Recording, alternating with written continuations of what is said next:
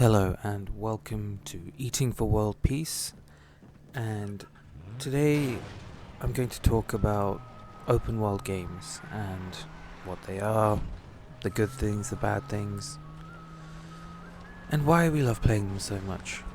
So, what is the definition of an open world game? Essentially, I suppose it's a game where there's an asynchronous, non-linear approach to how the game is meant to be played. So there'll be a large open world like in Far Cry or the other Ubisoft games such as Assassin's Creed or Shadow of Mordor, where essentially you have parts of the map locked off and you can go to a part of the map and unlock it in whichever way you like, but there'll also be a main story arc which will be linear to tie things in. And generally, there are less barriers to moving around in an open world game than a linear level-based game. There will obviously be some limitations. There are always limitations to every game, but there are less. Also, because the world is very large, textures may be different, say. They may not be quite as good as a level-based game. But generally, they're very good now. So, other parts of it, there'll be a leveling or ability type system where you can amend how good your character is. So in Skyrim, that's a open world game, I would say, and it's very extreme. There are so many different ways you can build your character to defeat the enemies. So there's customization in your character, in how you approach the world and how you do things. So there's an element of creativity in solving the problem, essentially. That's why I think people really like these games.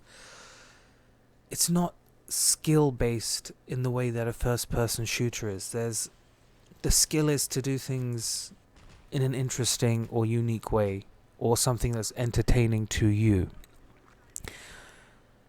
Also, they can be set in very different areas, such as lush tropical forests like Just Cause 2 or 3, well, Just Cause 2 at least, or in, Renaissance Rome in Assassin's Creed, or Skyrim, a fictional Norse reality. You have the Arkham series games, which are a fictional DC universe. Watch Dogs, based on an urban environment. So there are so many different ways to approach an open world game. So what classifies as an open world game? So would you say Elite Dangerous, Mass Effect, Euro Truck Simulator, these sort of simulation based games are open world because they don't restrict where you can move as much as a level based game? I think in some of those situations, that's probably true. But maybe I'm wrong there, who knows. At least, there's no real endpoint in Elite Dangerous, let's say. It is actually more open in many ways than many open world games that we accept. So, kind of have an idea of what people mean when they say an open world game. So, what's the problem with open world games? Well, at present, there are a lot of Ubisoft games which are open world, Shadow of Mordor, the Assassin's Creed, many games, probably too many games. There's Just Cause as well, 1 through to 4, and they all follow a similar sort of formula. And it does seem at times that the only difference is that the setting is different. You could be doing the same mission in any one of those games. And there are similarities, say, between Assassin's Creed and Shadow of Mordor. There is this free running mechanic. There is an and the combat is very... Actually, the combat's quite different, so let's just leave it at that. But that could just be because it's the same publisher, so perhaps that's to be expected to some extent. The other thing is, there's a lot of grinding in these games, and it's a very subjective thing, grinding. So, enjoy a game. If you really enjoy a game, then it doesn't really feel like grinding, if that makes sense. Because you enjoy fighting monsters in Skyrim, or Ice Yetis, or Sabretooth, whatever they have in there, or you enjoy destroying a military base in Just Cause, or you enjoy riding Caragors in Shadow of Mordor, whatever. But for some people, it can get quite repetitive and irritating and time consuming. I mean, a lot of games consume a lot of time, and I think that's going to be a real big problem going forward. In fact, I think there will be a trend towards games being shorter as the target demographic shifts to an older audience. So here we have Lego. Now, the Lego games are great, and they do give you a lot of freedom, but they're not really open world games because they're level based and they're predetermined puzzles, and there's generally, although you have a lot of freedom in how you go about things, it is a linear story. And then it's quite important that it has a lot of replay value because there are sort of lots of hidden Easter eggs and things like that. Oh, pink car, nice. And you can replay the game with characters you unlock later, and it will give you access to parts of the level you couldn't get to before. But not really open world, I wouldn't say. I guess most people would agree with that.